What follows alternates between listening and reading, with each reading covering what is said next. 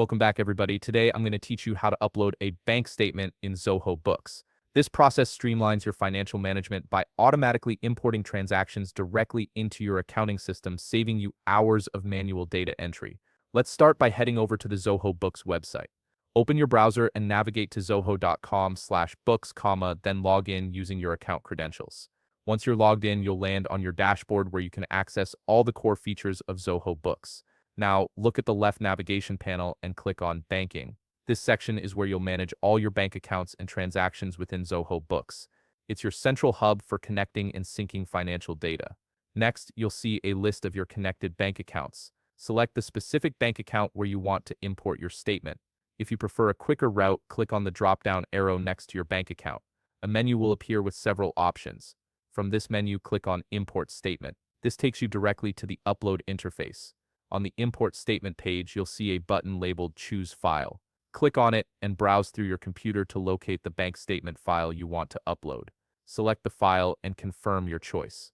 Zoho Books supports various file formats, so make sure your statement is in a compatible format like CSV or Excel.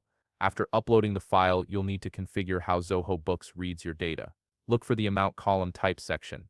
Click on the drop-down menu and you'll see three options: double column, single column, and amount type, or single column with negative value. Choose the format that matches how your bank statement displays amounts.